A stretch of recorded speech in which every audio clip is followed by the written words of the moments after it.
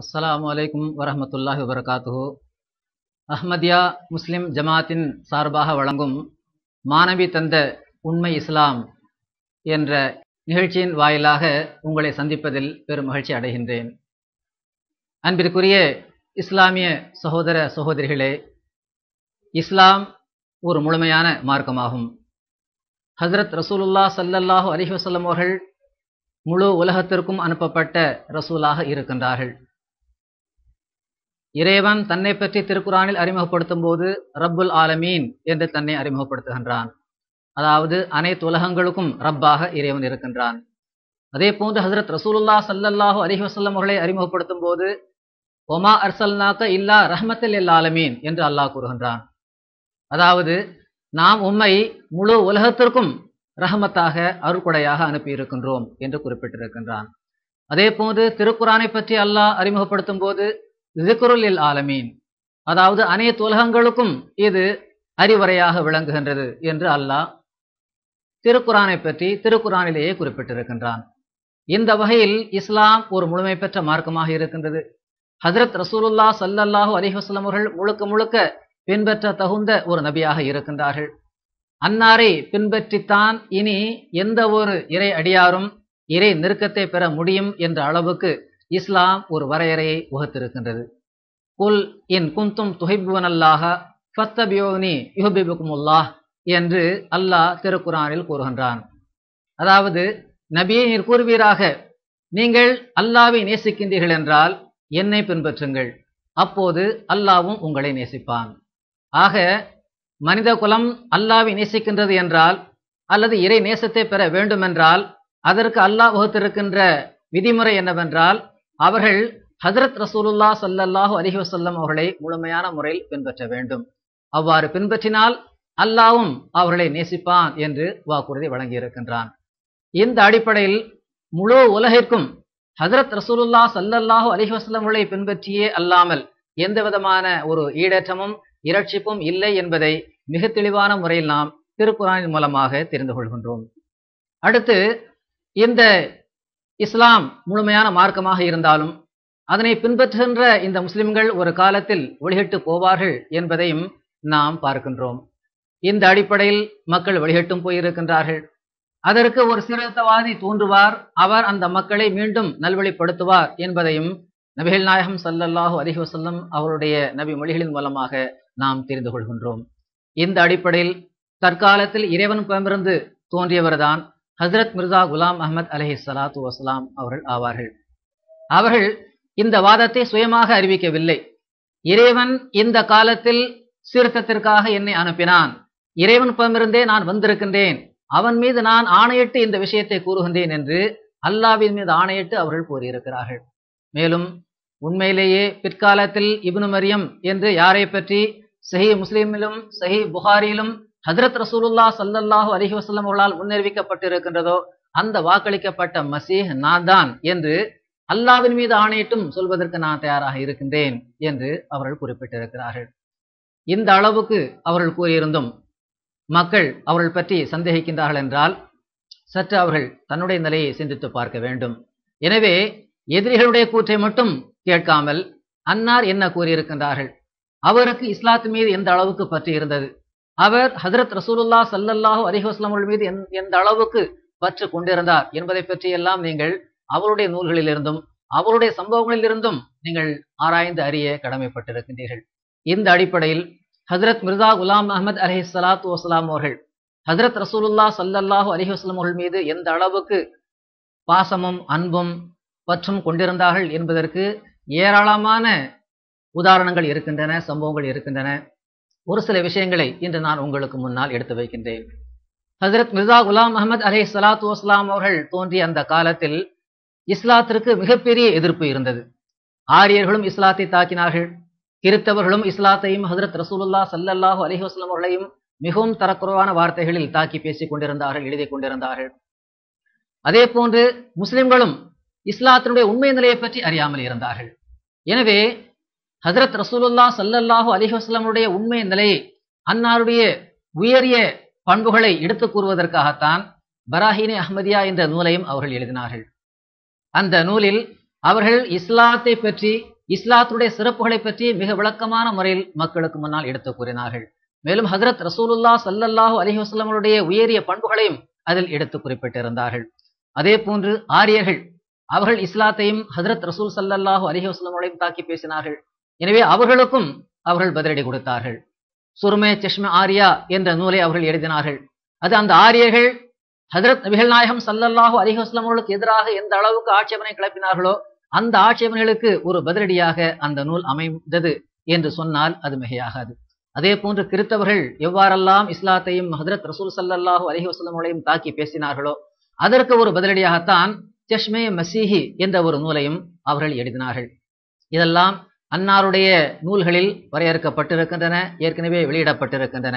இதனை உருது தெரிந்த மக்கள் நேரடியாக பார்த்து உண்மையிலேயே இந்த தருணத்தில் இஸ்லாத்துக்கு எதிராக செய்யப்பட்டிருக்கின்ற ஆட்சேபனைகளுக்கு சரியான ஒரு பதிலடி கொடுத்த ஒருவர் இருக்கிறார் என்றால் அவர் இவர்தான் என்று அந்த நூல்களை அன்றைய காலத்தில் படித்த ஆலிம்களே அதனை ஒப்புக்கொண்டார்கள். இந்த அளவுக்கு மிக தெளிவான முறையில் ஹஜ்ரத் ரசூலுல்லாஹ் ஸல்லல்லாஹு அலைஹி வஸல்லமுடைய உண்மை தன்மையை நிரூபித்து காட்டுவதில் அவர்கள் தன்னை அர்ப்பணித்துக் கொண்டார்கள். அதே போன்று பிற்காலத்திலும் கூட ஹஜ்ரத் ரசூலுல்லாஹ் ஸல்லல்லாஹு அலைஹி வஸல்லம் அவர்களுக்கு எதிராக தவறான முறையில் விமர்சனங்கள் செய்யப்பட்டன. ரங்கீலா ரசூல் என்ற ஒரு நூலும் ஆரியர்கள் சார்பாக எழுதப்பட்டது. அந்த நூலுக்கு விடையளிப்பதற்கு பதிலாக முஸ்லிம்கள் கொதித்து எழுந்தனர். அப்போதும் கூட அஹ்மதியா முஸ்லிம் ஜமாத்தினுடைய இரண்டாவது ஹலீஃபா, வாக்களிக்கப்பட்ட மசீஹின் இரண்டாவது ஹலீஃபாவாக விளங்கிய ஹஜ்ரத் மிர்சா பஷீருத்தீன் மஹமூத் அஹமத் ரலியல்லாஹு தஆலா அன்ஹு அவர்களும் இதற்கு பதிலடி கொடுப்பது இப்படி கொடுக்கக்கூடாது, மாறாக உண்மையிலேயே இந்த ரங்கீலா ரசூல் என்ற நூலில் ஹஜ்ரத் ரசூலுல்லாஹ் ஸல்லல்லாஹு அலைஹி வஸல்லமை பற்றி தவறான முறையிலும் கேவலமான முறையிலும் இவர்கள் எழுதியிருக்கிறார்கள் என்றால் அதற்கு நாம் எப்படி பதில் கொடுக்க வேண்டும் என்றால் ரசூல் ஸல்லல்லாஹு அலைஹி வஸல்லமை பற்றி பல்வேறு இடங்களில் நாம் பொதுக்கூட்டங்கள் போட்டு அன்னாருடைய உயரிய பண்புகளை நாம் மக்களுக்கு முன்னால் எடுத்துக் கூற வேண்டும். இவ்வாறு கூறுவதன் மூலமாகத்தான் முஸ்லிம்களை மட்டுமல்லாமல் மற்ற மார்க்கத்தை சார்ந்தவர்களுக்கு கூட இஸ்லாத்தினுடைய ஹஜ்ரத் ரசூலுல்லாஹ் ஸல்லல்லாஹு அலைஹி வஸல்லமுடைய உயரிய தன்மைகளை புரிய வைத்து அவர்களை இஸ்லாத்தின் பக்கம் அழைக்க முடியும் என்று அவர்கள் குறிப்பிட்டார்கள். அதே போன்று நான்காவது ஹலீஃபத்துல் மஸீஹ் ஹஜ்ரத் மிர்சா தாஹிர் அஹ்மத் ரஹிமஹுல்லாஹு தஆலா அவருடைய காலத்திலும் சல்மான் ருஷ்டி போன்றவர்கள் தவறான நூல்களை எழுதினார்கள். ஹஜ்ரத் ரசூலுல்லாஹ் ஸல்லல்லாஹு அலைஹி வஸல்லமுடைய பற்றியும் அதே போன்று உம்மஹாத்துல் மோமினீன் அவர்களை பற்றியும் தவறான முறையில் தரக்குறான வார்த்தைகளில் எழுதினார்கள். அதற்கும் அஹ்மதியா முஸ்லிம் ஜமாத்தின் சார்பாக பதிலடி வழங்கப்பட்டது. உண்மையிலேயே அந்த குற்றச்சாட்டுகளுக்கு சரியான பதிலடி கொடுத்து அதற்கு சரியான ஒரு தீர்வு காணப்பட்டது. அதே போன்று தற்போதைய இமாம் வாக்களிக்கப்பட்ட மசீஹ் அலைஹிஸ்ஸலாத்து வஸ்ஸலாம் அவருடைய 5வது ஹலீஃபா ஹஜ்ரத் மிர்சா மஸ்ரூர் அஹ்மத் ஐயதஹுல்லாஹு தஆலா பின் அஸ்ல் அசீஸ் அவருடைய காலகட்டத்திலும் டென்மார்க்கில் ஹஜ்ரத் ரசூலுல்லாஹ் ஸல்லல்லாஹு அலைஹி வஸல்லம் அவர்களுக்கு எதிராகவும் உம்மஹாத்துல் மோமினீன் அவர்களுக்கு எதிராகவும் தவறான முறையில் கார்ட்டூன்கள் வெளியிடப்பட்டன. அப்போதும் அஹ்மதியா முஸ்லிம் ஜமாத்தின் சார்பாக அங்கு நேரடியாக சென்று அந்த மக்களை சந்தித்து பார்லிமெண்டில் சந்தித்து அந்த மக்களுக்கு இவ்வாறெல்லாம் தவறான செய்திகள் வெளியிடப்பட்டிருக்கின்றன, இது தவறானதாகும் என்பதை நேரடியாக அவர்களுக்கு சென்று சுட்டி காட்டப்பட்டது. இவ்வாறு எந்த வகையில் அவர்களுக்கு நாம் எதிர்ப்பு குரல் கொடுக்க வேண்டுமோ அந்த அளவுக்கு எதிர்ப்பு குரல் கொடுத்து அந்த களங்கத்தை நிவர்த்தி செய்திருக்கின்றோம். இவ்வாறு அஹ்மதியா முஸ்லிம் ஜமாத் முழு உலகத்திலும் அவ்வப்போது எப்போதெல்லாம் இஸ்லாத்திற்கு எதிராகவும் ஹஜ்ரத் ரசூலுல்லாஹ் ஸல்லல்லாஹு அலைஹி வஸல்லம் அவர்களுக்கு எதிராகவும் ஏதாவது விமர்சனங்கள் நடைபெறுகின்றதோ அப்போதெல்லாம் அதனை களைந்து அதனை சரியான முறையில் நிவர்த்தி செய்திருக்கின்றது. ஹஜ்ரத் ரசூல் ஸல்லல்லாஹு அலைஹி வஸல்லமுடைய கண்ணியத்தை நிலைநாட்டி இருக்கின்றது. இந்த அடிப்படையில் பார்க்கும்போது அஹ்மதியா முஸ்லிம் ஜமாத்திற்கும் ஹஜ்ரத் ரசூலுல்லாஹ் ஸல்லல்லாஹு அலைஹி வஸல்லமுடைய கண்ணியத்திற்கும் ஆழமான தொடர்பு இருக்கிறது என்று சொன்னால் அது மிகையாகாது. மேலும் ஹஜ்ரத் வாக்களிக்கப்பட்ட மசீஹ் அலைஹிஸ்ஸலாத்து வஸ்ஸலாம் ஹஜ்ரத் மிர்சா குலாம் அஹ்மத் அலைஹிஸ்ஸலாம் அஹ்மதியா முஸ்லிம் ஜமாத்தினுடைய ஸ்தாபகர், இவர்களும் ஹஜ்ரத் ரசூலுல்லாஹ் ஸல்லல்லாஹு அலைஹி வஸல்லம் மீது அதிகமான முறையில் அன்பு கொண்டிருந்தார்கள். அவர்கள் எந்த அளவுக்கு அறிவிக்கின்றார்கள் என்றால் உண்மையிலேயே நான் இந்த உம்மத்தை சாராமல் இருந்திருந்தால், ஹஜ்ரத் ரசூலுல்லாஹ் ஸல்லல்லாஹு அலைஹி வஸல்லம் பின்பற்றாமல் இருந்திருந்தால் இறைவனோடு உரையாடக்கூடிய இந்த தொடர்பு எனக்கு ஒருபோதும் கிடைத்திருக்காது, இந்த பாக்கியம் எனக்கு கிடைத்திருக்காது என்று கூறுகின்றார்கள். ஆக அவர்களுக்கு இறைவனோடு உள்ள இந்த தொடர்பு கிடைத்திருக்கிறது என்றால் அந்த தொடர்புக்கு காரணமே நான் ஹஜ்ரத் நபிகள் நாயகம் ஸல்லல்லாஹு அலைஹி வஸல்லம் மீது கொண்டிருந்த அன்பும் பற்றும் தான் என்று அவர்கள் குறிப்பிட்டிருக்கிறார்கள்.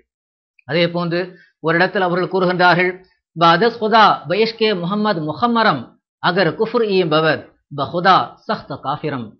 அதாவது பாரசீக இந்த கவிதையில் அவர் குறிப்பிடுகின்றார்கள், அல்லாஹ்வுக்கு அடுத்தபடியாக ஹஜ்ரத் முஹம்மது ரசூலுல்லாஹ் ஸல்லல்லாஹு அலைஹி வஸல்லம் அவர்கள் மீது எனக்கு அதிகமான பற்றும் அன்பும் பாசமும் இருக்கின்றது.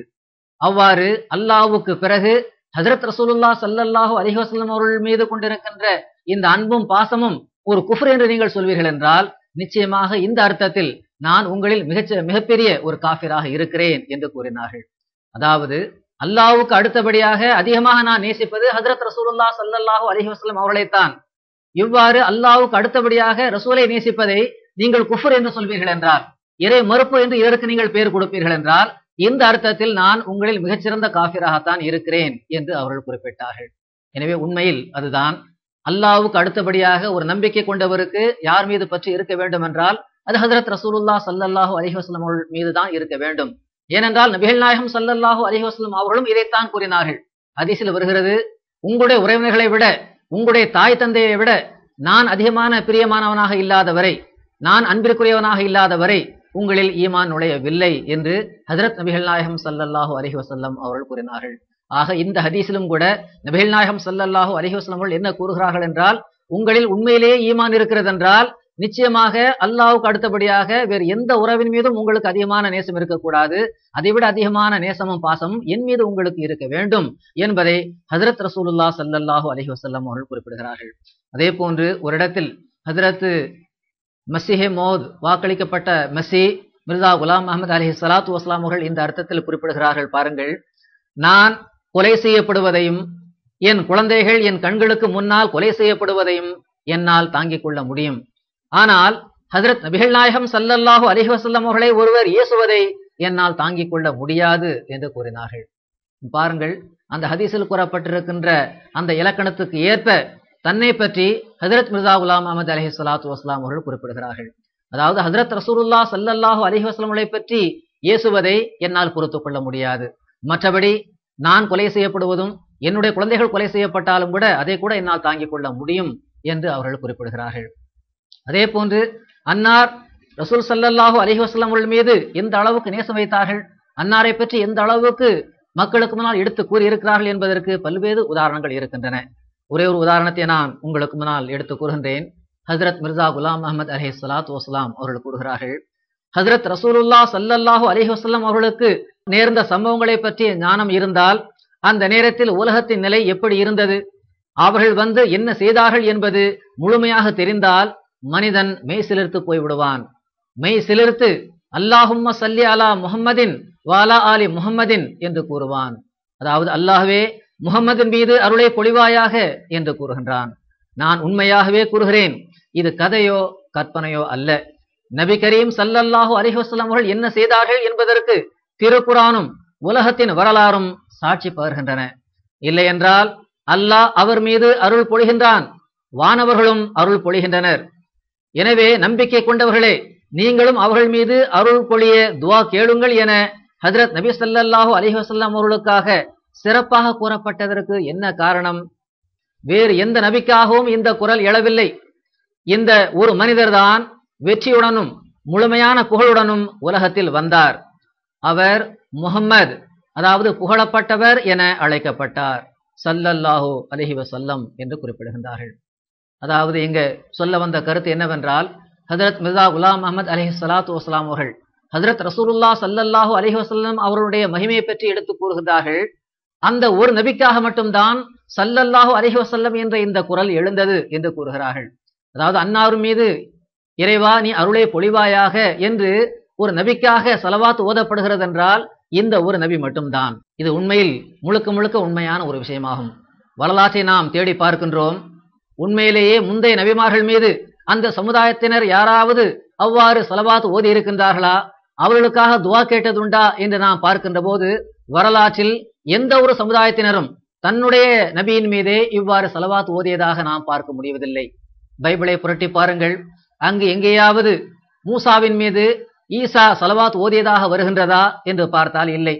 அதே போன்று மூசா அலைஹிஸ்ஸலாம் ஹஜ்ரத் இப்ராஹிம் அலைஹிஸ்ஸலாம் அவர்கள் மீது ஸலவாத் ஓதியதாக எங்காவது வருகிறதா என்றால் எங்கேயும் நாம் காண முடியவில்லை. அதே போன்று எந்த ஒரு நபியும் தனக்கு முன்னர் வந்த நபியின் மீது ஸலவாத் ஓதியதாக நாம் எந்த மார்க்க வரலாற்றிலும் காண முடிவதில்லை. ஆனால் உண்மையிலேயே ஸலவாத் ஓத கற்றுக் கொடுத்தார்கள் என்றால் ஹஜ்ரத் நபிகள் நாயகம் ஸல்லல்லாஹு அலைஹி